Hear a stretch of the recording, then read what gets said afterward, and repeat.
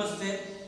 ધોરણ 10 ની અંદર આપણે સાંસ્કૃતિક વારસાવાળો જે ભાગ છે એની અંદર આપણે ચોથું પ્રકરણ ભારતનો સાહિત્યિક વારસો એનો અભ્યાસ કરવા જઈ રહ્યા છીએ.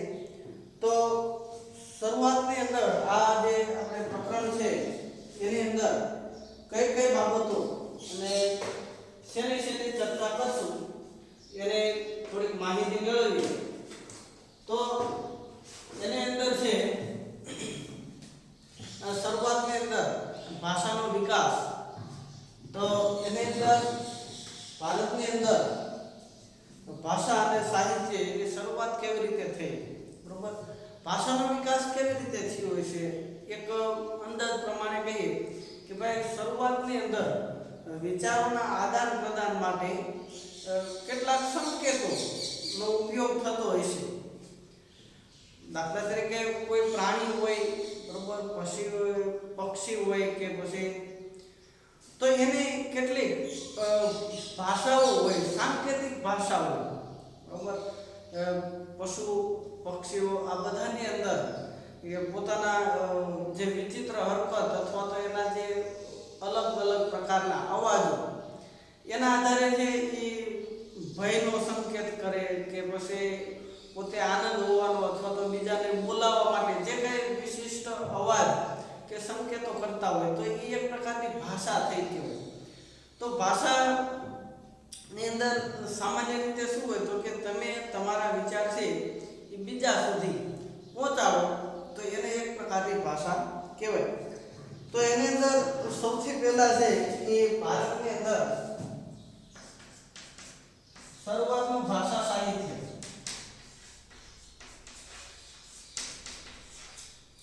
તો શરૂઆતનું ભાષા સાહિત્યની અંદર તો કે એની અંદર છે મોટે ભાગે ભારતની અંદર સંસ્કૃતની અંદર સાહિત્ય રચાયું હતું.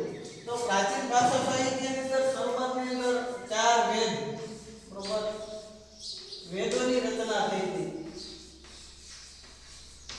એના પછી તો કે એના આધારે છે એ બ્રાહ્મણ ગ્રંથો, ત્યાર પછી ઉપનિષદોની રચના થઈ, વેદાંગો, આરણ્યકો. તો આવા બધા છે એ અલગ અલગ એને સામાન્ય રીતે આ બધા છે એ વેદ આધારિત સાહિત્ય છે. એટલે આ બધું સાહિત્ય વૈદિક સાહિત્ય તરીકે ઓળખાય. તો આ બધા સાહિત્યની રચના થઈ. એના પછી છે એ વેદ પછીનું જે સાહિત્ય છે એની અંદર તો કે એની અંદર રામાયણ, બરોબર,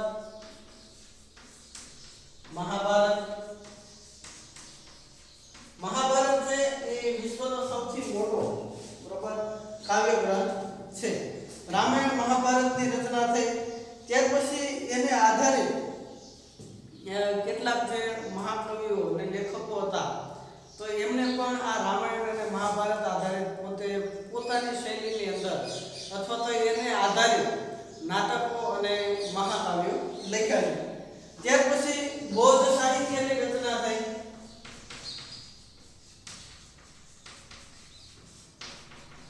પ્રારંભિક બૌદ્ધ સાહિત્ય હતું એ પાલી ભાષાની અંદર હતું. ત્યાર પછી આ જે મધ્યયુગની અંદર છે એ ઘણા બધા સાહિત્યો રચાયા, બરોબર. તમિલ ભાષાની અંદર મતલબ દ્રવિડ કુળની ભાષાઓની તમિલ, તેલુગુ, કન્નડ, મલયાલમ આ બધી ભાષાઓની અંદર. ત્યાર પછી ગુજરાતી સાહિત્યની અંદર પણ છે એ સારો એવો વિકાસ થયો હતો કે એની અંદર જે ગદ્ય અને પદ્ય બંને સાહિત્યની અંદર નરસિંહ મહેતા, બરોબર, એની ત્યાંથી શરૂઆત કરી અને આધુનિક કવિઓ સુધી ઘણા બધા કવિઓ, લેખકો, કવિયત્રીઓ અને લેખિકાઓ છે એ મોટા પ્રમાણમાં પ્રદાન કરેલું છે. ત્યાર પછી મધ્યકાલીન સાહિત્ય.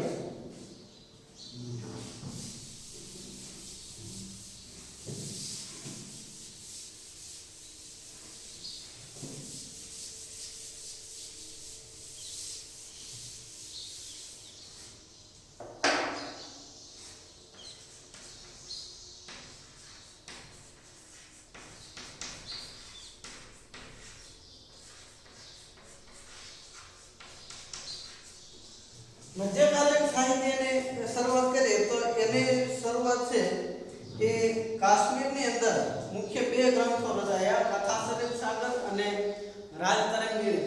તો આ ગ્રંથો પછી મધ્યકાલીન સાહિત્યની છે એ શરૂઆત થઈ.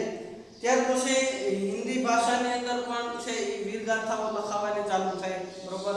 પછી ગુજરાતી અને હિન્દી બંનેનું મિશ્રણ હોય એવા પ્રકારની ભાષા, રાજસ્થાની ભાષાની અંદર પણ ઘણા બધા છે એ સાહિત્યો રચાયા.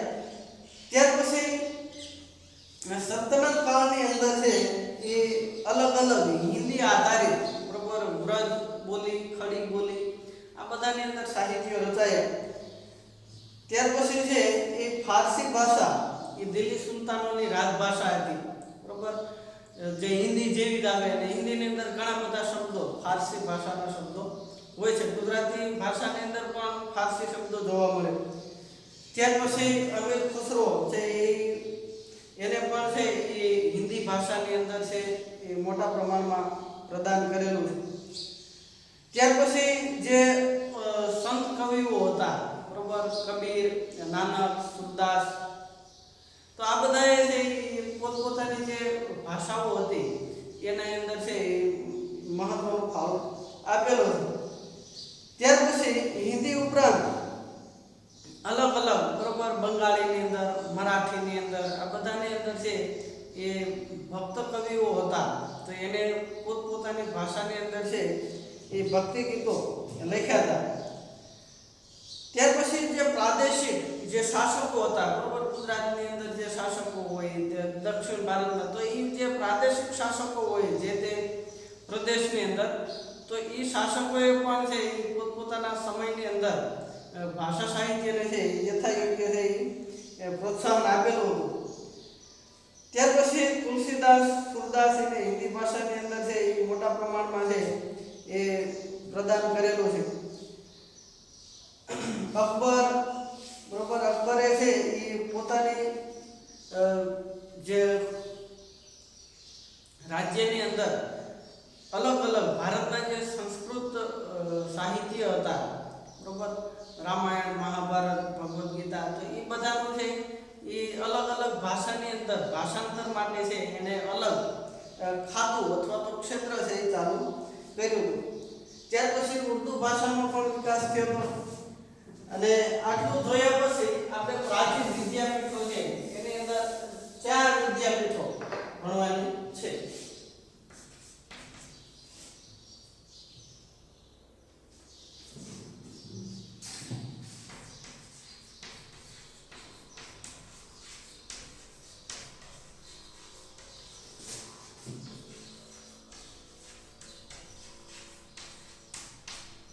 પ્રાચીન વિદ્યાપીઠની અંદર તો કે સૌથી પહેલી વિદ્યાપીઠ છે નાલંદા વિદ્યાપીઠ.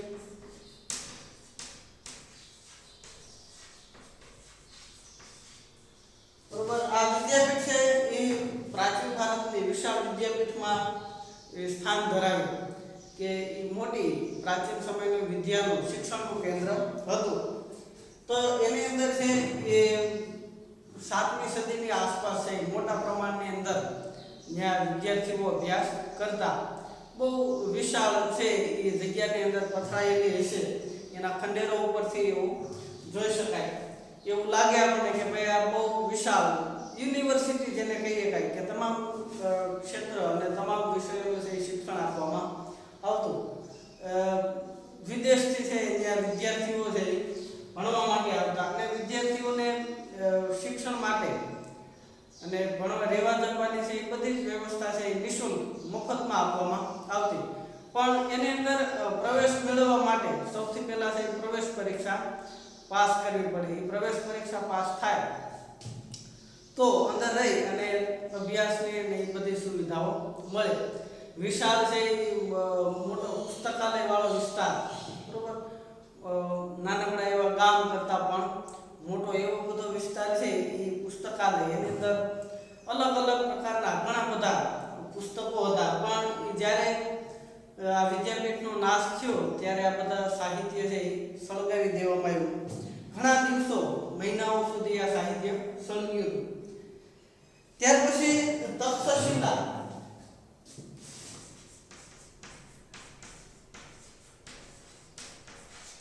તક્ષશિલા વિદ્યાપીઠ છે એ પાકિસ્તાનની અંદર આવેલી છે. વર્તમાન જે પાકિસ્તાન છે એની અંદર. તો એ તક્ષશિલા પણ પ્રાચીન વિદ્યાપીઠની અંદર પ્રખ્યાત હતી. તક્ષશિલા વિદ્યાપીઠની અંદર ઘણા બધા જે જાણીતા રાજકુમારો, બરોબર, કૌટિલ્ય, ત્યાર પછી ભગવાન બુદ્ધનો શિષ્ય જીવક, બરોબર, તો આ બધા છે ત્યાં શિક્ષણ મેળવ્યું હતું. ચંદ્રગુપ્ત મૌર્યએ પણ શિક્ષણ ત્યાં મેળવ્યું હતું.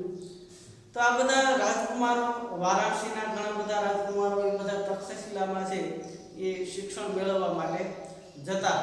સામાન્ય રીતે બધા ગુરુના આશ્રમની અંદર રહી અને શિક્ષણ મેળવતા. પણ મોટે ભાગે વિદ્યાર્થી શિક્ષક પોતાની ઈચ્છા પ્રમાણે ગમે તેટલા વિદ્યાર્થીને ભણાવી શકતા, પણ મોટે ભાગે એક શિક્ષક પાસે 20 જેટલા વિદ્યાર્થીઓ ભણતા અને વિદ્યાર્થીને જેમાં રસ હોય એ વિષયનું શિક્ષણ આપવામાં આવતું. ત્યાર પછી છે વારાણસી અથવા તો કાશી વિદ્યાપીઠ.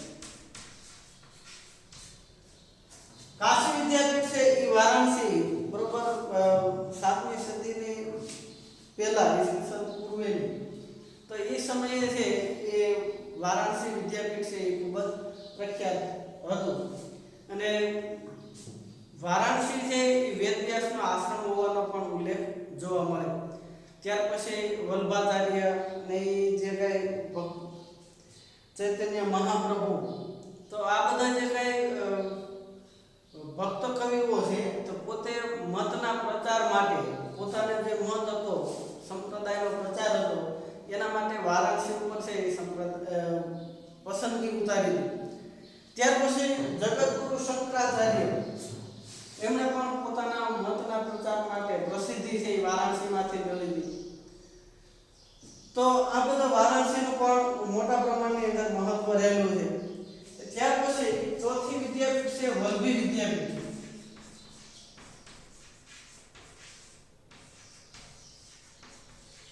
વલ્લભી વિદ્યાપીઠ ગુજરાતની અંદર ભાવનગર જિલ્લાની અંદર આવેલું છે અને પ્રાચીન બંદર હશે એ સમયે. અત્યારે તો વલ્લભીપુરની અંદર ખાસ એવું કોઈ જોવા નથી મળતું, પણ પ્રાચીન સમયની અંદર જે પુસ્તકો અને એના બધા ઉપરથી જે કંઈ આપણને પુરાવાઓ મળે છે એના ઉપરથી જે વિદ્યાપીઠ છે એ નાલંદા વિદ્યાપીઠની સાથે સ્પર્ધા કરતી, બરોબર, અને મોટા પ્રમાણની અંદર વિદ્યાર્થીઓ છે ત્યાં અભ્યાસ કરવા માટે આવતા.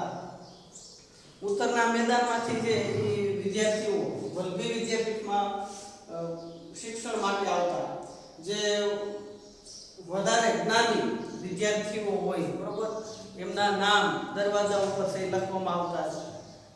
ત્યાર પછી જે એના શિક્ષકો હોય, બરોબર, એના આચાર્યો હોય, એ પણ છે એ રાજ્યની અંદર, બરોબર, રાજ દરબારની અંદર પોતાના જ્ઞાનનું પ્રદર્શન કરી અને ઊંચા અધિકારો ભોગવતા. હા, એવું હતું કે ભાઈ વલ્લભી વિદ્યાપીઠના શાસકો હતા એ મૈત્રકો હતા, બરોબર, સનાતની હતા, મૈત્રક શાસકો, બરોબર, એ બૌદ્ધ નતા. અને વલ્લભી વિદ્યાપીઠ છે એ બૌદ્ધ ધર્મની વિદ્યાપીઠ હતી, એમ છતાંય એ વલ્લભી વિદ્યાપીઠને મદદ કરતા. તો આ 4 વિદ્યાપીઠ, એના સિવાયની પણ ઘણી બધી વિદ્યાપીઠો છે ભારતની અંદર, એટલે વિક્રમશિલા, ઉદાંતપુરી, તો આ બધી વિદ્યાપીઠો છે એ પ્રાચીન ભારતની અંદર છે એ શિક્ષણ આપવાનું કામ કરતી. તો પાઠની શરૂઆત કરીએ.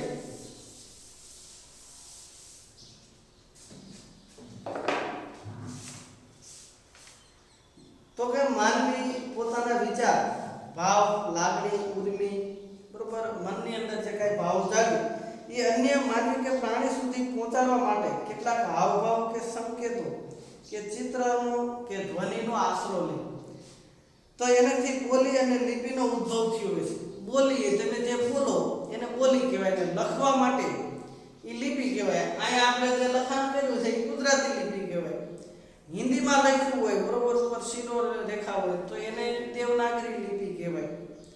તો એમ અલગ અલગ લિપિઓનો ઉપયોગ થતો કે એના આધારે એ સામેવાળા વ્યક્તિને ખબર પડે કે ભાઈ શું કેવા માંગે છે, બરોબર. તો વિશેષ અક્ષરો, વિશેષ લખાણ દ્વારા કે ચિત્ર દ્વારા છે કે હાવભાવ દ્વારા જે આપણે પ્રત્યાયન કરી બીજા સુધી વિચારો પહોંચાડવાનો જે કાંઈ વિચારોનું આદાન પ્રદાન કરીએ તો એને કારણે છે એ ભાષાઓનું સર્જન થવા પામ્યું હોય છે. પ્રાચીન કાળથી સાહિત્ય અને વિવિધતા અને વિશિષ્ટતા માટે છે પ્રખ્યાત છે. ભારતના વિદ્વાનો પ્રાચીન સાહિત્યને બે ભાગની અંદર વહેંચે છે, બરોબર. ભારતીય સાહિત્ય બે ભાગની અંદર, પહેલું છે વૈદિક સાહિત્ય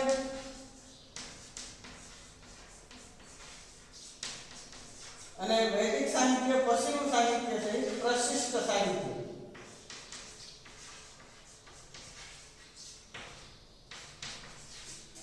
વેદ આધારિત અને વેદ કાળનું જે સાહિત્ય છે એ વૈદિક સાહિત્ય છે એ કહેવાય.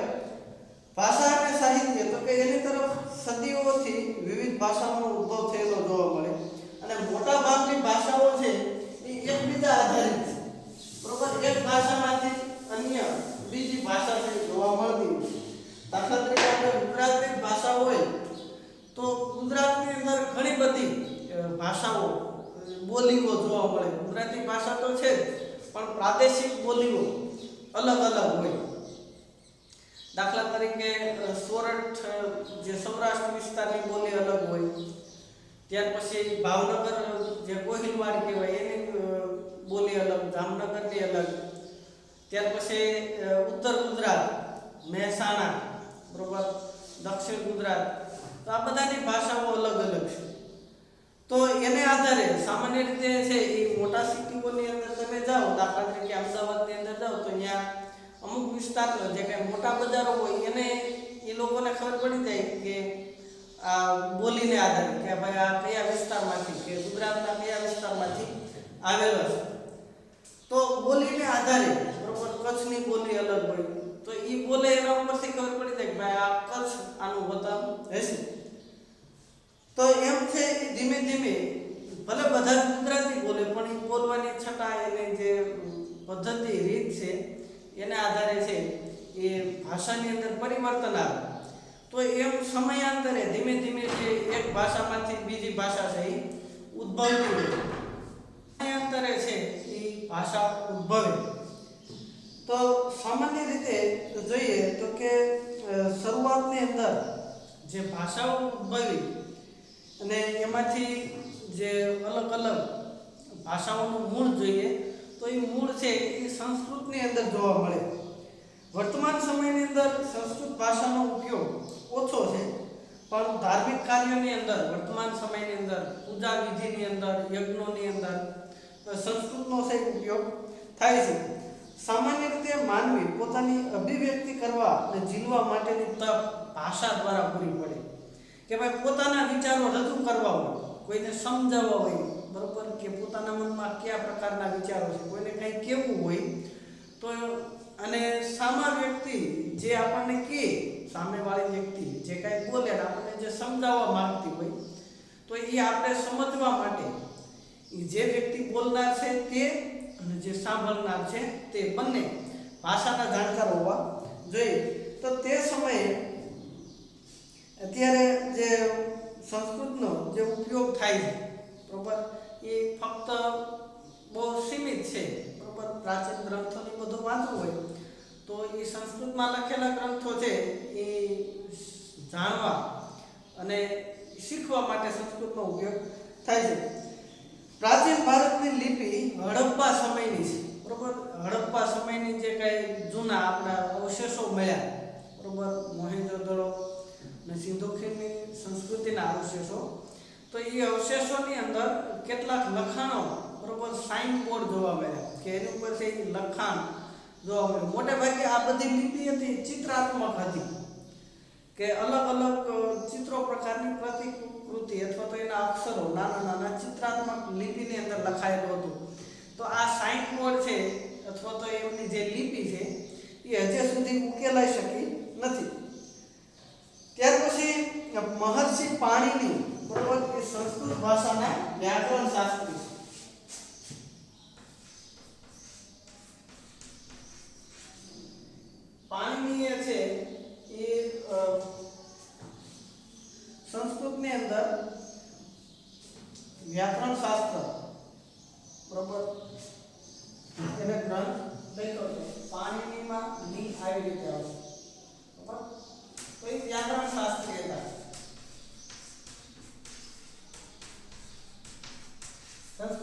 ભાષાની અંદર વ્યાકરણનો ગ્રંથ પાણિનીએ લખ્યો હતો.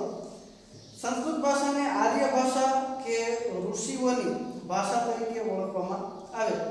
ખાસ કરીને કોમ્પ્યુટરની અંદર જે કીબોર્ડ ને આ બધા જે કઈ લેંગ્વેજ છે એ સંસ્કૃત ભાષા આધારિત છે.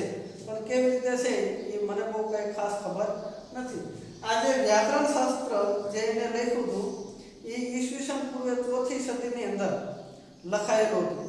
આ ઉપરાંત સંસ્કૃત ભાષાને મુખ્યત્વે ધર્મ, તત્વજ્ઞાન અને જ્ઞાન વિજ્ઞાનની ભાષા પણ તરીકે પણ ઓળખવામાં આવે છે. બરોબર. તો મોટાભાગના આપણે જે પ્રાચીન ગ્રંથો જે શાસ્ત્રો છે એ બધા છે સંસ્કૃતની અંદર લખાયેલા છે. ત્યાર પછી પ્રાચીન ભારતીય સાહિત્ય.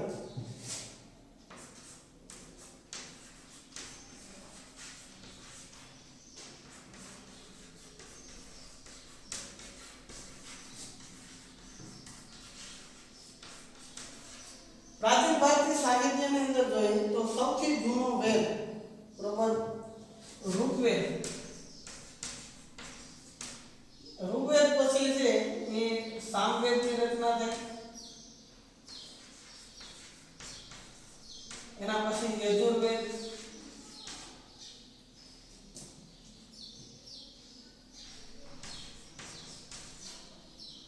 ત્યાર પછી અથર્વવેદ. આ ચાર વેદ બરોબર. આ ચાર વેદની રચના થઈ. એમાં સૌથી જૂનો ઋગ્વેદ. ઋગ્વેદની અંદર ઋચાઓ આવે. ઋચા એટલે સ્તુતિ. વિવિધ દેવી દેવતાઓ આર્યોના સમયના જે દેવી દેવતાઓ છે એમની સ્તુતિઓ છે. સામવેદ છે એ સંગીતને લગતો ગ્રંથ છે એટલે એને સંગીતની ગંગોત્રી ગણાય.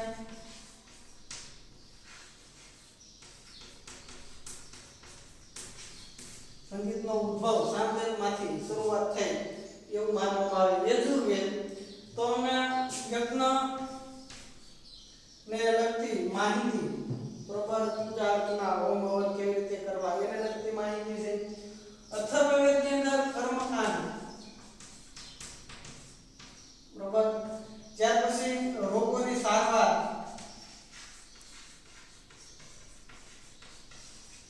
અને જે આપણે ઘણા વાતચીત કરતા હોય કે ભાઈ એમાં ભૂત વિદ્યા ને એવું બધું છે તો એની અંદર એવા બધા ગ્રંથો છે. વિવિધ કર્મકાંડ, આપણા 16 સંસ્કાર ને પછી એને લગતા રોગો અને શત્રુઓના નાશ માટેના જે કઈ સ્તુતિઓ ને એના શ્લોક ને એવું બધું છે એ અથર્વવેદની અંદર છે.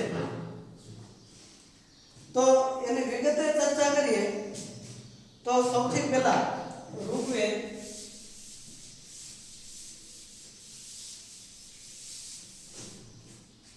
ઋગ્વેદ છે એ સૌથી પ્રાચીન ગ્રંથ છે બરોબર. એની અંદર 1028 જેટલી ઋચાઓ બરોબર. 1028 ઋચા છે.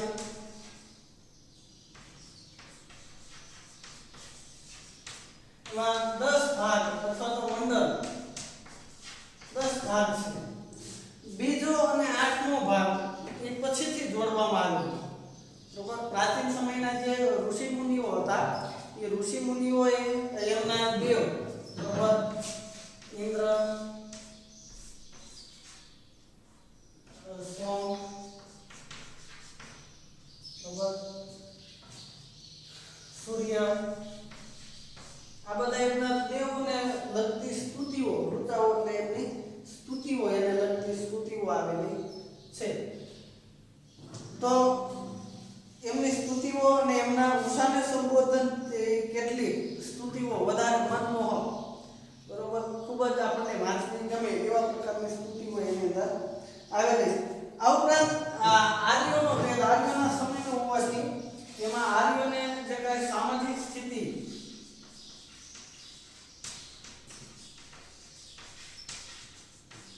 એમના કાર્યો બરોબર એમના પ્રસંગો એ બધાને વર્ણન કરતો વેદ ઋગ્વેદ છે. ત્યાર પછી ઋગ્વેદની જે કઈ ઋચાઓ છે એ ઋચાઓનું કામ કેવી રીતે કરવું એને બોલવી કઈ રીતે, તો એના જે તોડ રૂપે અથવા તો એના ઉપાય રૂપે છે એ સામવેદની રચના કરવામાં આવી. તો એ સામવેદની રચના અને ત્યાર પછી યજુર્વેદ અને અથર્વવેદ આ ત્રણેય વેદની જે આપણે માહિતી છે એ પછીના સમયની અંદર, ત્યાર પછી બ્રાહ્મણ ગ્રંથો, આરણ્યકો, એ બધાના પછીના સમયની અંદર આપણે જોઈશું. અત્યારે છે એ આટલું પૂરું, અને બાકીનું આપણે પછીના લેક્ચરની અંદર હોમવર્કની અંદર ફક્ત આપણે ચાલુ નથી એમ છતાંય આ જે 4 વેદ વિશે માહિતી 9 મિનિટની અંદર ટૂંકમાં આપેલી હશે. ન હોય તો પાઠ્યપુસ્તકમાંથી જોઈને લખી દેવું. એક ફકરા જેટલું છે બરોબર, પાના નંબર 30 ઉપર એટલું હોમવર્કમાં લખું. બાકીનું આપણે પછીના સમયની અંદર જોઈશું.